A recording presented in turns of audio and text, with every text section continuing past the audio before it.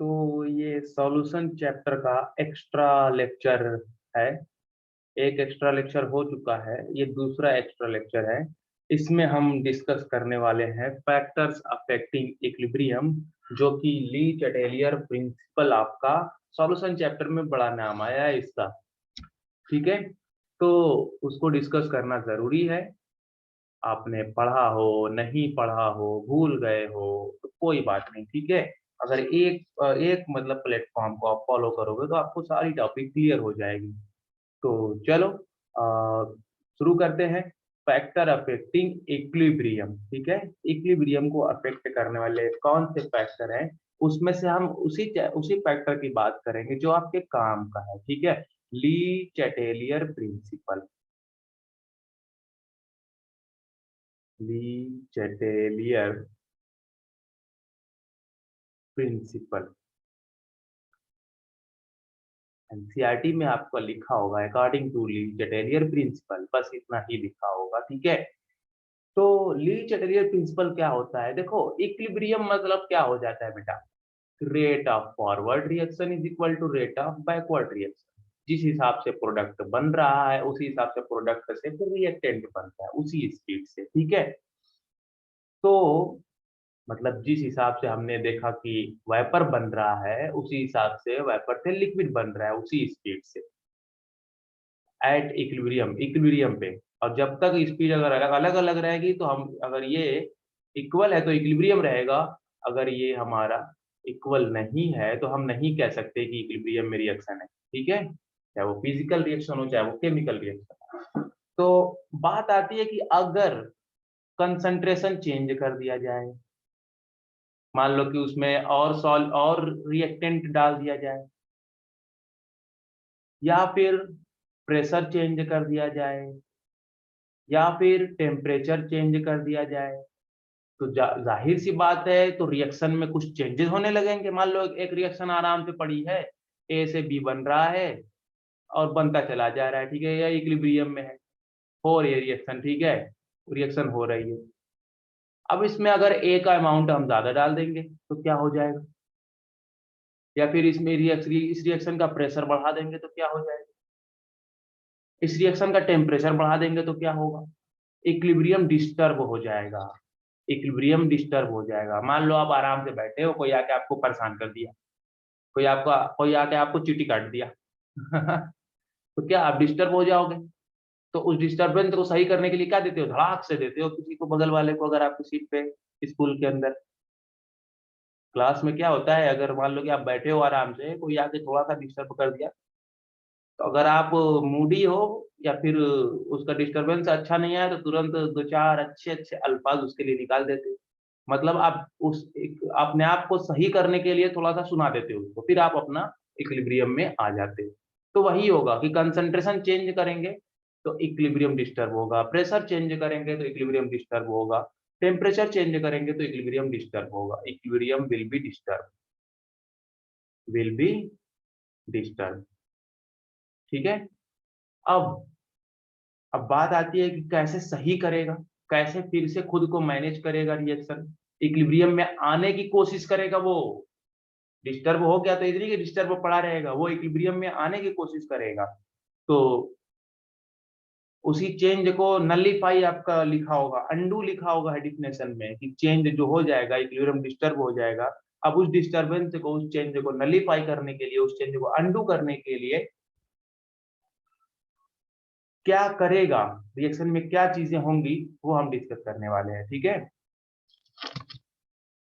तो चलो पहले का कंसंट्रेशन बढ़ा के देखते हैं, ठीक है ना। मान लो कोई रिएक्शन अच्छे से अच्छा खासा हो रही है, अब उसका कंसंट्रेशन बढ़ा देते हैं। तो पहला है कंसंट्रेशन, ली चैटेलियर ने ही बताया था, ठीक है, कंसंट्रेशन का, टेम्परेचर का, प्रेशर का।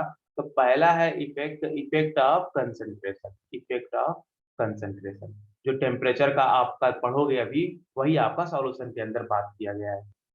तो अब बताना जरूरी है इफेक्ट ऑफ कंसंट्रेशन, ठीक है। देखो मान लो रिएक्टेंट है हमारा, ठीक है, अब जल्दी जल्दी थोड़ा पढ़ेंगे। रिएक्टेंट से बन रहा है प्रोडक्ट,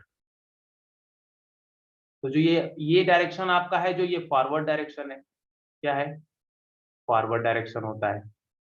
ये वाला जो डायरेक्शन आपका है, ये वाला बैकवर्ड डायरेक्शन है, बैकवर्ड डायरेक्शन, ठीक है।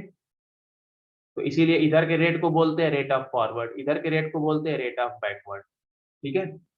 इधर वाले को बोलते हैं रेट ऑफ बैकवर्ड, इधर वाले को बोलते हैं rate of forward.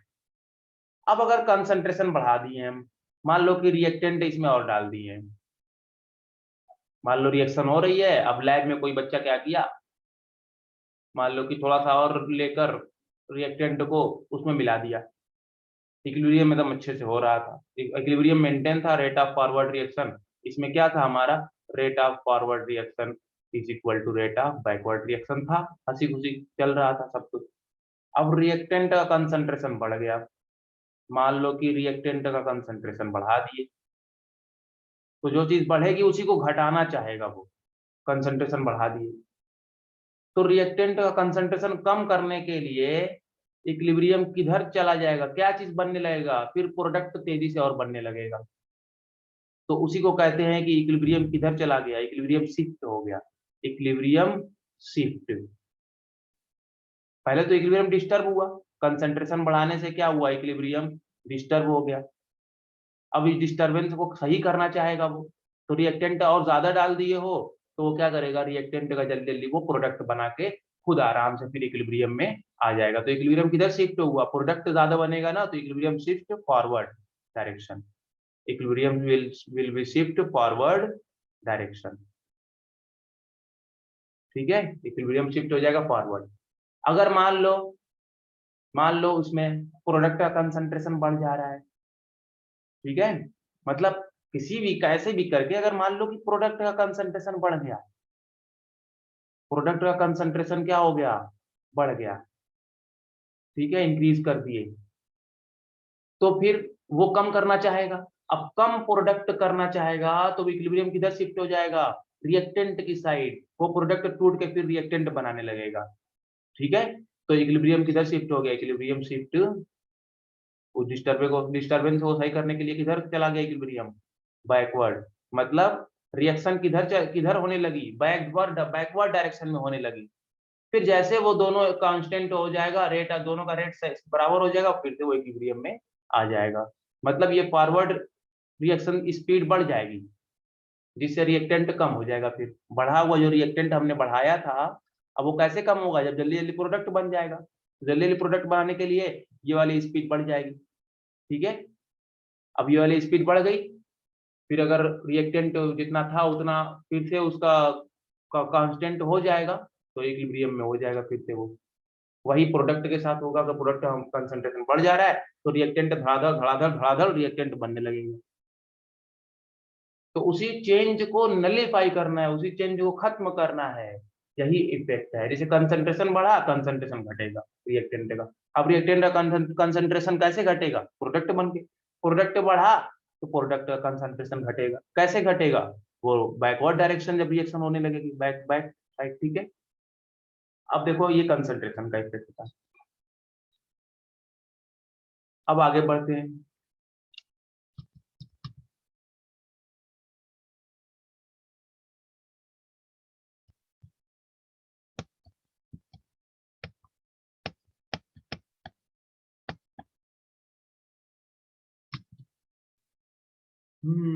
Effect of temperature, very important, ठीक है।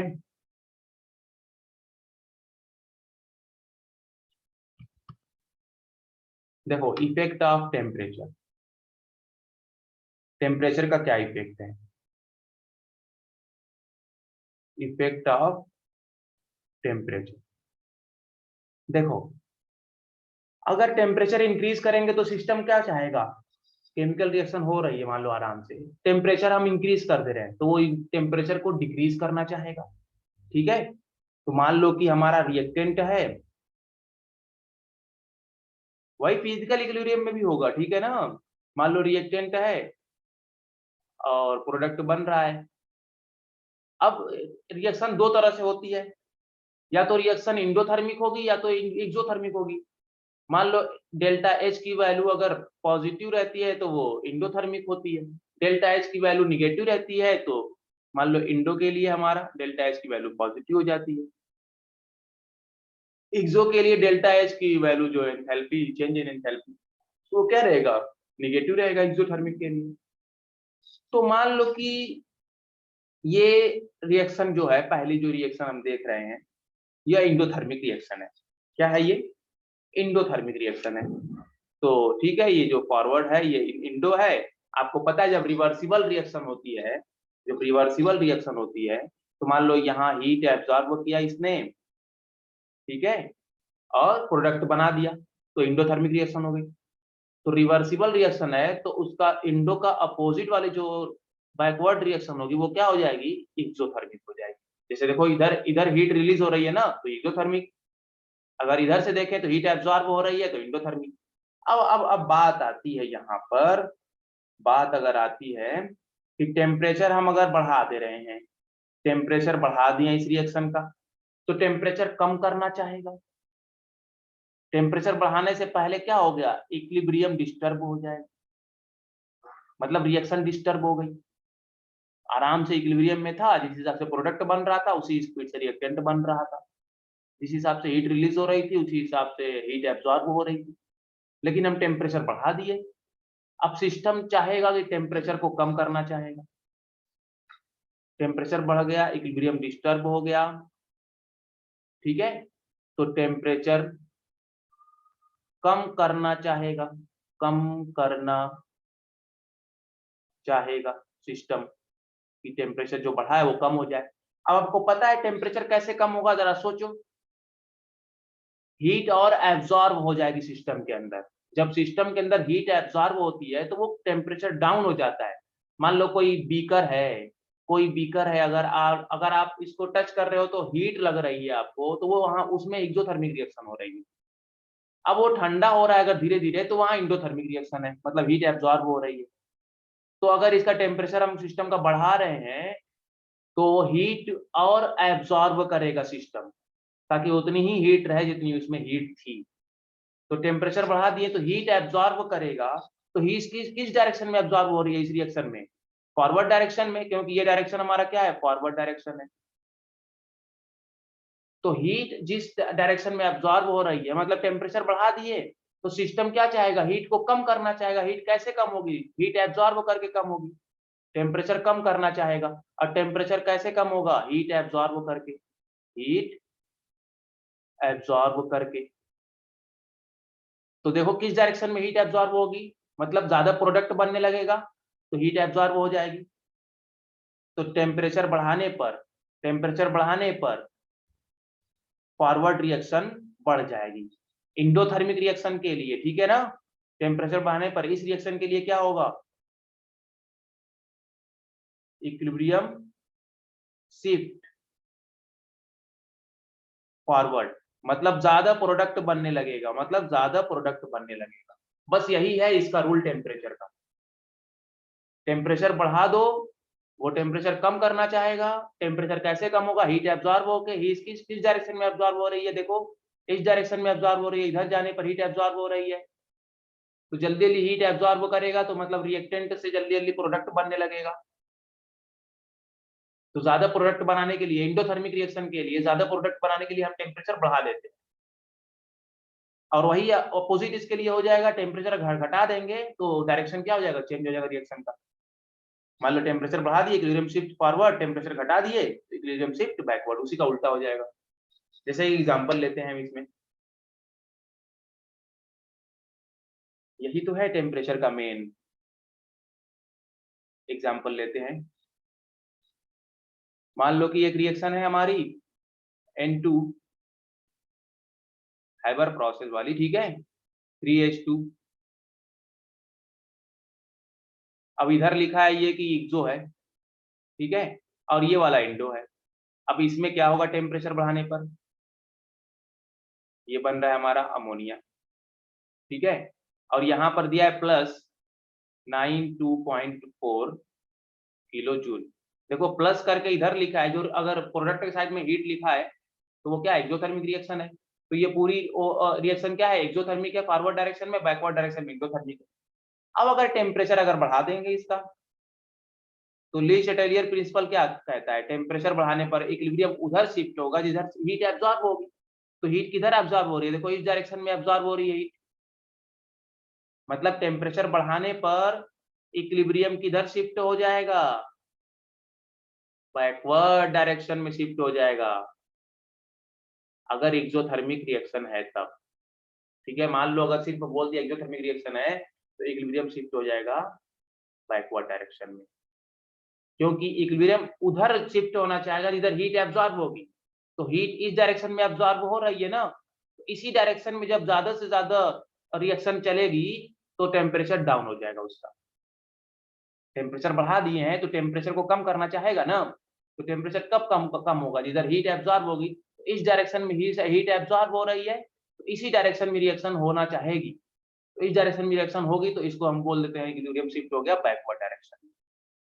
आई होप आपको ये समझ में आ गया। ठीक है, अब इफेक्ट ऑफ प्रेशर देख लेते हैं एक टर्म। प्रेशर का क्या इफेक्ट है बच्चा,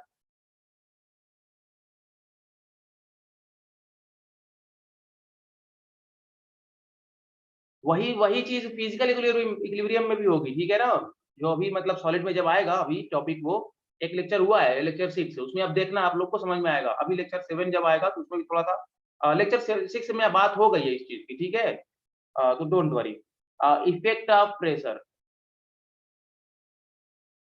कुछ लोग को जो डाउट रहा होगा उस लेक्चर 6 में, वो यहाँ से आप लोग को क्लियर हो जाएगा। इफेक्ट ऑफ प्रेशर, देखो प्रेशर का क्या इफेक्ट हो पाएगा।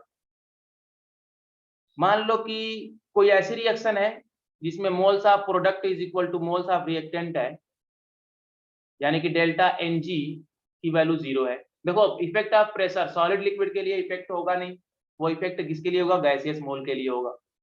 तो दोनों अगर मोल इक्वल है तो डेल्टा एन जी 0 है, तो नो इफेक्ट बोल देंगे हम चुपचाप कि कोई इफेक्ट नहीं होगा, इक्विलिब्रियम डिस्टर्ब नहीं होगा, इक्विलिब्रियम डिस्टर्ब ही नहीं होगा। प्रेशर घटा दो बढ़ा दो, इक्विलिब्रियम डिस्टर्ब नहीं होगा अगर रिएक्शन में प्रोडक्ट का मोल और रिएक्टेंट का मोल इक्वल है।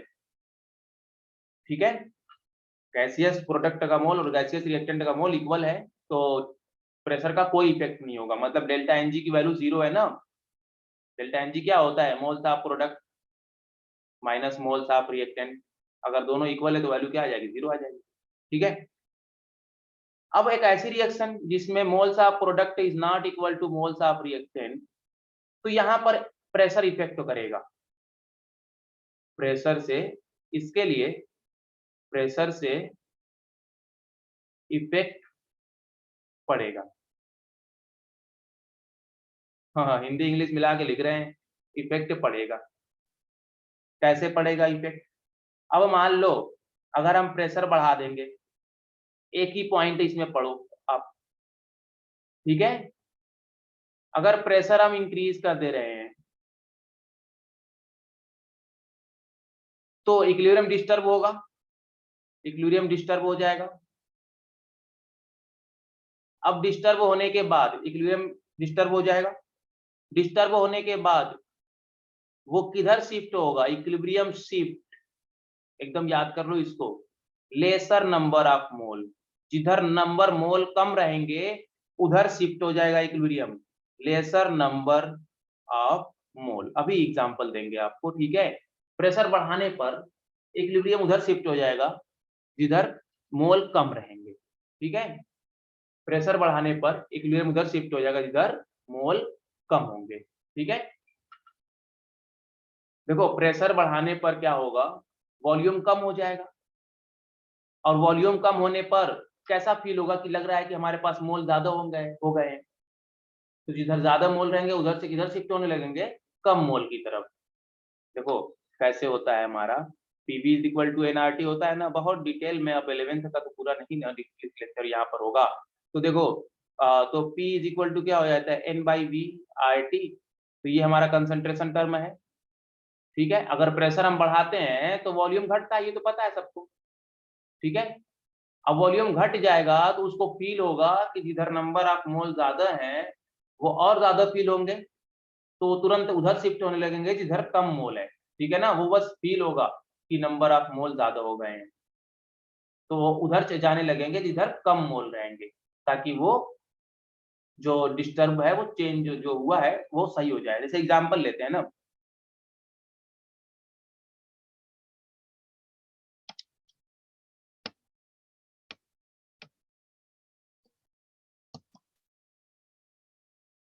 देखो एग्जांपल एक लेते हैं, ली चैटेलियर का प्रिंसिपल का एप्लीकेशन में भी आता है एग्जांपल।